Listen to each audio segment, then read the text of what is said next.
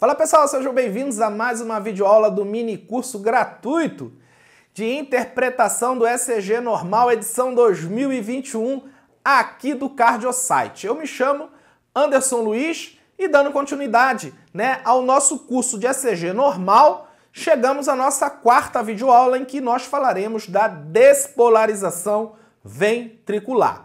Muito bem, então a despolarização ventricular ela é um pouco mais complexa que a despolarização atrial, A gente viu despolarização atrial na videoaula passada, veremos agora a despolarização ventricular, tá?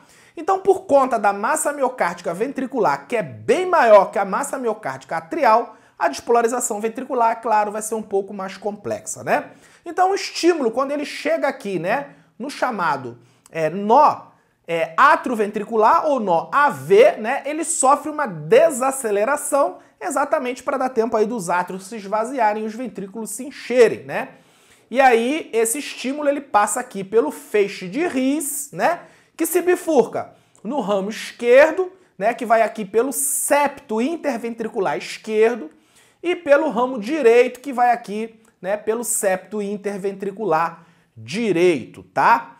E aí depois, esse estímulo chega às fibras de Purkinje, que são as fibras aí mais distais desse sistema elétrico de condução, despolarizando aqui, as paredes livres de ambos os ventrículos, e depois o estímulo ele sobe mais e vai despolarizar as porções mais altas, dos ventrículos que a gente chama de porções basais. Então perceba aí que a gente vai ter, a despolarização, septal, a despolarização das paredes livres, e a despolarização depois das porções basais, tá?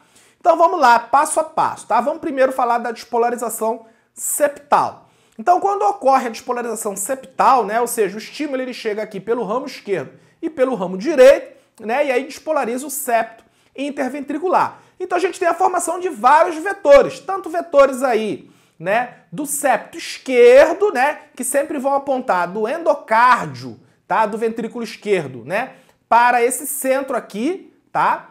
Assim como também vetores, do septo direito, que sempre vai apontar também aí do endocárdio do ventrículo direito aqui para o centro, tá?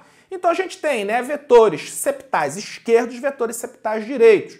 Mas a gente sempre vai trabalhar com o quê? Com resultante vetorial, E a resultante vetorial, ela vai ser em direção aí do septo esquerdo, porque o septo esquerdo tem maior massa miocárdica em relação ao septo direito, Então haverá um predomínio, septal esquerdo, tá? Então a resultante vetorial de despolarização septal vai apontar, tá? De cima para baixo, da esquerda para a direita, conforme aqui essa seta aqui, e apontar um pouquinho para frente, tá? Exatamente pelo fato de quê? Porque o ventrículo esquerdo, ele é mais posterior, do que o ventrículo direito, tá certo? E aí, por isso que, a direção vetorial vai ser um pouquinho para frente, porque a despolarização vai vir, lá de trás para frente, Então vai apontar, para baixo, para a direita e um pouco para frente, tá? Em seguida, esse estímulo chega às fibras de Purkinje e aí ocorre a despolarização do ventrículo direito, da parede livre do ventrículo direito e da parede livre do ventrículo esquerdo. E mais uma vez, a gente vai trabalhar com resultante vetorial. E a resultante vetorial, tanto da despolarização da parede livre do VD como a despolarização da parede livre do VE, é claro que vai o quê? Haver predomínio, do ventrículo esquerdo, mais uma vez, porque o ventrículo esquerdo tem a maior massa miocárdica, tá? Então, a resultante vetorial, que a gente vai chamar de segundo vetor, vai apontar em direção o quê? Ao ventrículo esquerdo. Então, essa resultante ela vai apontar para baixo, para a esquerda e para trás, tá? Para trás exatamente por quê? Porque o ventrículo esquerdo ele é mais posterior, tá? Então, para baixo, para a esquerda e para trás, Logo em seguida, e o estímulo ele chega às porções mais altas, de ambos os ventrículos, do ventrículo direito e do ventrículo esquerdo, ocorrendo aí a despolarização das porções basais, dos ventrículos, formando aí o terceiro vetor, tá? E esse terceiro vetor, como mais uma vez vai ter predomínio esquerdo, então ele vai apontar para cima e para a esquerda, tá?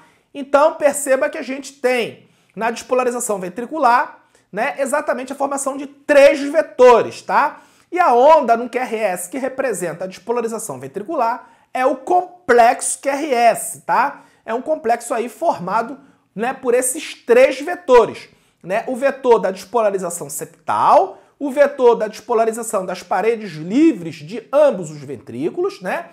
E o terceiro vetor, que é o vetor da despolarização das porções basais também de ambos os ventrículos, né? Então, esse complexo QRS aqui representa a despolarização ventricular, tá? E nem sempre, né, a derivação que estiver enxergando a despolarização ventricular, ela vai, né, vai ver aí esses 3 vetores. Por quê? Porque a gente já viu que quando, por exemplo, né, um vetor ele está perpendicular à derivação, né, a gente vai ter uma linha isoelétrica, a gente não vai ter inscrição de nenhuma onda, nem uma deflexão positiva e nem negativa, tá?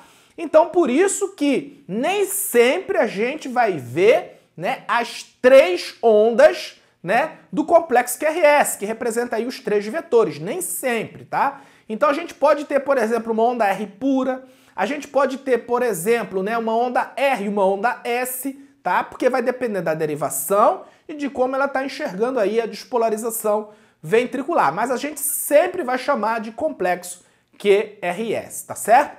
Então aqui, ó, para vocês terem uma ideia, essa derivação aqui, né, ela está enxergando a despolarização ventricular, tá? E esse vetor aqui, o primeiro vetor, até parece que não, mas ele está fugindo, né, dessa derivação, tá? Se ele está fugindo dessa derivação, o que vai ser inscrito? Se está fugindo, vai ser inscrito uma deflexão negativa. Então essa onda aqui, que é essa deflexão negativa, representa o primeiro vetor septal, ok? E aí, logo em seguida, né, essa derivação enxerga esse segundo vetor, que é a resultante, né, vetorial da despolarização das paredes livres, né, dos ventrículos. Ele enxerga esse vetor o quê? Se aproximando, né? Se enxerga se aproximando, né, ele vai escrever uma onda positiva, né? Ou seja, uma deflexão positiva. E em seguida, né, ele enxerga esse terceiro vetor, que é o vetor resultante da despolarização das porções basais de ambos os ventrículos, né? Ele enxerga esse vetor se afastando. Se está se afastando, ele vai escrever o quê? Uma deflexão negativa, que é representada aqui pela onda S, tá? Mas aí, veja só, apesar da gente chamar de complexo QRS, né, como eu falei, nem sempre a gente vai ter aí a formação dessas 3 ondas, tá? Eu vou mostrar aí no slide a seguir, né, como que pode ser aí a morfologia, né, desse complexo chamado complexo QRS, tá? Mas se definiu uma coisa, né, em relação às ondas do QRS. A primeira deflexão negativa que a gente enxerga, né, no QRS, a gente vai chamar de onda Q. Então a onda Q é a primeira deflexão negativa, né, seguida por uma positiva, tá? Então a primeira deflexão negativa seguida por uma positiva, a gente vai chamar de onda Q, tá? E a primeira deflexão positiva que a gente encontra, né, no QRS, a gente vai chamar de onda R, como essa aqui, né? Aqui a gente tem a primeira deflexão positiva desse complexo QRS, então a gente vai chamar de onda R, tá? E a primeira deflexão negativa após uma positiva, a gente vai chamar de onda S, como essa aqui, tá? Então, a primeira deflexão negativa seguida de uma positiva é onda Q. A primeira deflexão negativa após uma positiva, aí a gente chama de onda S, tá? A segunda deflexão positiva tem o nome de R'. Então, vamos supor aqui que nós tenhamos aqui uma primeira deflexão positiva, que a gente já viu que a gente vai chamar de onda R, tá? E aí a gente tem uma primeira deflexão negativa, segunda deflexão negativa, que a gente vai chamar de onda S, e vamos supor que a gente tivesse aqui mais uma deflexão positiva, né? Que aí a gente chamaria de onda R'. A gente vai ver que essa aí é a característica, né, dos bloqueios de ramo direito quando a gente olha aí as precordiais direitas, né, V1, V2 e V3, tá? Então a grande característica do bloqueio de ramo direito é que nas precordiais direitas V1, V2 e V3 a gente tem aí a inscrição de uma onda chamada R', tá? Então, lá em bloqueio de ramo direito, no nosso curso de ECG completo, né, a gente ensina, né, a você identificar aí o bloqueio de ramo direito, o bloqueio de ramo esquerdo e os bloqueios divisionais, tá? Então, a primeira onda positiva, né? A primeira deflexão positiva do QRS a gente chama de onda R. A segunda positiva, a onda R', tá? E a segunda deflexão negativa a gente vai chamar de S', né? Por quê? Porque, olha só, a gente tem essa onda S aqui, que é a segunda deflexão, né, negativa após uma positiva, a onda S. Aí vamos supor que a gente tivesse uma onda R', né? Tivesse uma segunda deflexão positiva aqui. E aí a segunda deflexão negativa após, né, a segunda positiva, a gente vai chamar de onda S', tá? Ok. E se por acaso, né, houver somente uma onda negativa, tá? Ou seja, apenas uma deflexão negativa, a gente vai chamar de QS, tá? Então, se o complexo QRS ele for formado apenas por uma deflexão negativa, a gente vai chamar esse complexo QRS, né, de padrão QS, né? Isso aí também lá no nosso curso de eletrocardiograma completo, a gente quando fala, né, de doença arterial coronariana, a gente vê lá que o padrão QS é um padrão comum, né, nas áreas eletricamente inativas, tá? Mas isso aí é para o ECG patológico, tá? Então, muito bem. Então, aqui a gente tem aí as diversas morfologias, tá, do complexo QRS. Como eu falei, vai depender da derivação e de como essa derivação está enxergando a despolarização ventricular, tá certo? Então, por exemplo, aqui, né? Então, a gente tem aqui um QRS formado apenas por uma deflexão negativa e uma positiva. A gente já viu que a primeira deflexão negativa seguida de uma positiva a gente chama de onda Q. E a primeira deflexão positiva, né, a gente chama de onda R. Então esse aqui é um complexo QRS com padrão Q? QR, tá? Padrão QR. Aqui nesse caso, esse complexo QRS, perceba que a gente só tem o quê? Uma deflexão positiva. Se a gente só tem uma deflexão positiva, a gente diz que esse complexo QRS é padrão R, né? R puro. Ou seja, a gente só tem aí uma deflexão positiva. Então, um QRS formado apenas por uma onda R.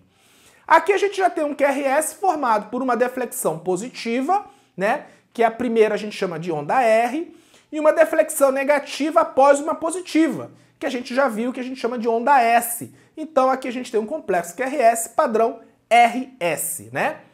E aqui a gente tem aí, né, as três ondas do complexo QRS, né? Ou seja, essa derivação aqui está enxergando a despolarização ventricular e está vendo o quê? Os três vetores de despolarização, né? Tá, a primeira deflexão negativa seguida de uma positiva a gente chama de onda Q, a primeira positiva onda R e a segunda negativa após uma positiva a gente chama de onda S. Então aqui a gente tem, né, o complexo QRS formado aí pelas três ondas, né? A onda Q, a onda R e a onda S, tá? Aqui a gente já tem, né, um complexo QRS polifásico, né? A primeira positiva a gente chama de onda R, né? A primeira negativa após uma onda R a gente chama de onda S, né? E a segunda positiva a gente chama de onda R', tá? Então aqui a gente tem o padrão RS-R', como eu falei, né, é típico aí do bloqueio de ramo direito, né, nas derivações V1, V2 e V3, tá? A gente encontra aí esse padrão polifásico de RS e R', tá? Ou então a gente pode ter esse padrão aqui também, né? Uma onda positiva, a primeira a gente chama de onda R, né? Uma negativa após uma onda R a gente chama de onda S, a segunda positiva a gente vai chamar de onda R', né? E a segunda negativa, né, após uma positiva, a gente vai chamar de S'. Então esse aqui é um complexo QRS padrão Q? R, S, R', S', tá? E aqui a gente tem um complexo QRS formado apenas por uma deflexão negativa, né? Quando a gente estiver diante, né, de um complexo QRS formado apenas por uma deflexão negativa, a gente vai chamar isso aí de padrão QS, tá? Padrão QS, ok? É comum aí nas áreas eletricamente inativas, né? A gente vê isso aí quando a gente fala de doença arterial coronariana no nosso curso completo de eletrocardiografia, tá? Muito bem. Quando que a gente considera um QRS positivo ou negativo, tá? Quando o QRS for estreito, a gente vai olhar a amplitude do QRS, tá? Então, por exemplo, né, aqui nós temos um complexo QRS positivo, tá? Por quê? Porque a maior onda positiva, né, a maior deflexão positiva é maior que a maior deflexão negativa. Então, se a gente contar aqui, né, quantos milímetros tem, né, de onda R, que é a maior deflexão positiva que a gente tem, a gente vai encontrar aqui uns 10 milímetros. E aqui a onda S, né, é que tem a maior onda negativa. E aqui tem pelo menos uns 3 milímetros. Então, esse QRS, a gente diz que ele é positivo. Por quê? Porque quando ele for estreito, tá? A gente vai ver a amplitude, né? Para cima e amplitude para baixo. A maior amplitude para cima é o quê? É essa onda R aqui. E a maior amplitude para baixo é essa onda S. Só que a amplitude da onda R é maior que da onda S. Então a gente diz que esse QRS ele é positivo, tá? Ele é predominantemente positivo. E o QRS, né, ele é predominantemente negativo quando for o contrário, ou seja, quando as ondas, né, negativas para baixo, né, são maiores que as ondas positivas. Então aqui a única onda positiva que a gente tem aqui é essa onda Rzinho aqui, R pequeno, né? E aí a gente tem 1 milímetro aqui de onda R, enquanto que a onda S aqui tem pelo menos aqui uns quase 10 milímetros. Então a gente tem mais, né, predomínio da deflexão negativa em relação à deflexão positiva. Então a gente diz que esse complexo QRS ele é predominantemente, né, negativo. E quando que um complexo QRS ele é isodifásico, né? Ele é isodifásico quando a amplitude da maior onda positiva é igual, né, à amplitude da maior onda negativa. Aqui no caso a gente tem a onda R, né, uns 10 milímetros aqui de amplitude, e a onda S aqui, né, representando a deflexão negativa, né, a maior deflexão negativa, com mais ou menos 10 milímetros. Então a gente diz que isso aqui é isodifásico, tá? Muito bem, o que isso significa na prática? Significa dizer o seguinte, né? Lembra que a gente tem na despolarização ventricular, né, a formação de 3 vetores, né? O primeiro vetor, que é o vetor septal, o segundo vetor, que é o vetor das paredes livres, e o terceiro vetor, que é o vetor das porções basais, tá? Nesses 3 vetores, a gente ainda vai ter uma resultante vetorial, tá? Desses 3 vetores, a gente vai ter uma resultante vetorial, tá? E aí o que acontece? Quando o QRS ele é positivo, né? A gente já viu quando ele é positivo. Quando ele é positivo, isso a gente falando de QRS estreito. QRS estreito é um QRS com menos de 120 milissegundos de duração, ou seja, menos de 3 quadradinhos de largura, tá certo? Então isso é um QRS estreito, tá? E aí a gente já viu quando ele é positivo, né? Ele é positivo quando, né, a maior onda positiva para cima tem amplitude maior, né, que a maior onda negativa aqui, que é para baixo, tá? Então aqui a gente tem um predomínio aqui, né, de deflexão positiva. Então esse aqui é um QRS positivo, tá? E aí o que acontece, né? Quando o QRS ele é predominantemente positivo, significa que a resultante vetorial, né, daqueles 3 vetores, septal, parede livres, né, e porção basal, né, a resultante vetorial desses 3 vetores, ela está vindo em direção à derivação que está olhando a despolarização, tá? Então vamos supor que essa derivação aqui seja V6, né? V6, vamos supor, tá? Isso significa dizer que a resultante vetorial está em direção, né, indo em direção a V6, tá? Então, toda vez que a gente tiver um complexo QRS predominantemente positivo é porque, né, a derivação está enxergando a resultante vetorial se aproximando, tá? E quando ele for negativo, né, vai ocorrer o contrário, né? Ou seja, o vetor está se afastando da derivação que está observando. Então, vamos supor que a gente tem aqui, né, vamos supor que essa derivação aqui represente V1, né? Então, V1 aqui é negativo, né, sendo negativo, ele está enxergando o quê? A despolarização, né, ventricular resultante vetorial se afastando, tá, da derivação que está analisando, que no caso aí seria V1, né? Um exemplo, né? Mas aí serve para qualquer derivação, tá? E quando é que ele é isodifásico? Quando a amplitude, né, para cima e para baixo são semelhantes, né? Então, aqui a gente tem um vetor isodifásico, uma derivação isodifásica, né? Isso significa que o vetor da despolarização, né, resultante vetorial da despolarização, ela está perpendicular à derivação observadora, tá? Então, quando é que a gente tem, né, um QRS isodifásico. O que isso quer dizer? Que naquela derivação o vetor está o quê? O vetor resultante da despolarização ventricular, ele está perpendicular a essa derivação, tá certo? Muito bem, aquilo ali a gente viu no QRS estreito e no QRS largo. Como é que a gente vê se o QRS é positivo ou negativo quando ele é largo, né? E aqui lembrando, o QRS ele é considerado alargado quando ele tem 3 quadradinhos de duração ou mais, tá? Ou seja, 120 milissegundos ou mais de duração, tá certo? Então aqui, por exemplo, né, essa derivação aqui, né, esse QRS aqui, ele tem aqui 3 quadradinhos de duração. Se ele tem 3 quadradinhos de duração, a gente considera ele o quê? Alargado, tá? Ok. E aí, como é que a gente faz para saber se o QRS é positivo ou negativo? A gente viu que quando o QRS ele é estreito, a gente vê a amplitude, né? A amplitude da onda, né, da maior onda positiva e compara com a amplitude da maior onda negativa.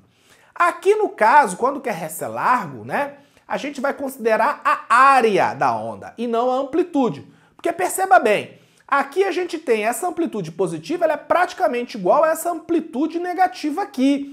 E muita gente pode dizer que esse QRS ele é isodifásico, porque a amplitude positiva é praticamente igual à amplitude negativa. Só que quando o QRS é largo, a gente tem que levar em consideração a área da onda, né? Então aqui a gente tem a onda S, então perceba que essa área da onda S aqui, tá? É maior que essa área da onda R. Perceba que essa área da onda R ela é estreita e a área da onda S ela é um pouco alargada. Então essa área aqui, ela é o quê? Ela é maior que a área da onda R. Então se a área da onda S é maior que a área da onda R, então a gente diz que esse QRS ele é predominantemente negativo, tá? Negativo, porque a área da onda S, que é uma deflexão negativa, é maior que a área da onda R, que é uma deflexão positiva, tá? E aqui outro exemplo, né? A gente tem aqui, né, uma onda com padrão R pequenininho, S, R', né? E aí a gente vai comparar, né, a maior onda de deflexão positiva, que no caso é R', né, a onda R aqui é pequenininha, com a maior onda, né, da deflexão negativa, que aqui no caso é a onda S, tá? Mas aqui também o QRS é o quê? É alargado, ele tem aí 3 quadradinhos, 120 milissegundos, né? Então, mais uma vez, a gente não vai poder aplicar aquela regra da amplitude da onda. A gente vai ter que aplicar a regra da área, tá? E a área aqui dessa onda, que é a maior onda que tem, né, que é a onda R', né, essa área aqui positiva, ela é maior que essa área aqui da onda S, né, que é a deflexão negativa, tá? Então, se essa área aqui da onda R' é maior que da onda S, então a gente diz que esse QRS ele é predominantemente positivo, tá? Então, quando a gente tiver, né, QRS com 3 quadradinhos ou mais de duração, né, a gente vai considerar a área da maior onda, né, positiva com a área da maior onda negativa e ver se esse QRS ele é predominantemente positivo ou predominantemente negativo, tá? E a diferença de isoelétrico para isodifásico, né? No isodifasismo, a gente tem aí uma amplitude da onda R, né, praticamente igual à amplitude da onda S, ou seja, a maior onda positiva, né, praticamente com a mesma amplitude da maior onda negativa, tá? Então aqui a gente diz que esse QRS ele é isodifásico. O que seria um QRS isoelétrico, né? Seria um QRS, né, com uma amplitude muito reduzida, tá? Uma amplitude bem pequenininha, quase que a gente não consegue aqui, né, medir a amplitude nem da onda R nem da onda S. Então, quando o QRS, né, é muito pequeno, né, amplitude muito reduzida, a gente chama de isoelétrico, tá? Quando a amplitude do QRS, né, a gente consegue diferenciar bem a amplitude positiva, e essa amplitude positiva tem praticamente, né, a mesma amplitude, né, da maior onda negativa, que aqui no caso é a onda S, a gente diz que é isodifásico, tá? Então, isodifásico e isoelétrico, a diferença entre ambos é essa aí em relação ao tamanho da onda. Mas ambas, né, representam a mesma coisa, ou seja, elas informam pra gente, né, que o vetor tá, da despolarização ventricular resultante vetorial da despolarização ventricular está o quê? Está perpendicular, né, à derivação observadora, tá? Então, tanto QRS isodifásico como isoelétrico, né, a informação é a mesma, ou seja, o vetor está perpendicular à derivação observadora, tá? Então aqui, ó, só para, né, lembrar, a gente tem, né, os três vetores que formam aí a despolarização ventricular. O primeiro vetor, vetor septal, o segundo vetor, que é o vetor despolarização das paredes livres, e o terceiro vetor, que é o vetor das porções basais, tá? Então eu trouxe esses três vetores para cá, e aí perceba que a gente tem o quê? A gente tem, né, uma resultante vetorial, tá, desses três vetores, né, que é a resultante da resultante, tá? Porque esse aqui já é a resultante da despolarização septal, esse aqui já é a resultante da despolarização das paredes livres e esse aqui é a resultante da despolarização das porções basais. E esse vetor aqui, né, é a resultante desses três, tá? Então imagine, né, que essa derivação aqui, tá enxergando esse vetor resultante se aproximando. Então o QRS ele vai ser o quê? Ele vai ser mais positivo do que negativo, né? Por quê? Porque a resultante vetorial está se aproximando dessa derivação. Então essa derivação vai ser o quê? Vai ter uma amplitude positiva maior do que negativa. Isso quando o QRS é estreito, né? Quando o QRS é largo, a gente vai usar aí a área da onda, né? Então aqui essa derivação enxerga esse vetor se aproximando, né, a resultante vetorial, e esse QRS ele vai ser o quê? Predominantemente positivo. Essa derivação que está do outro lado, que está enxergando a mesma despolarização, só que a resultante está se afastando, o que vai acontecer? Né? Ele vai ter um QRS predominantemente negativo, tá? Então, quando estiver se aproximando, o QRS vai ser predominantemente positivo. Quando tiver a resultante se afastando, vai ser predominantemente negativo, tá? Então é isso aí que a gente tinha que falar de despolarização ventricular. Eu espero que você tenha gostado. Próxima videoaula a gente vai falar da repolarização ventricular, tá certo? Muito bem, espero que você tenha gostado. Um forte abraço e até a próxima videoaula.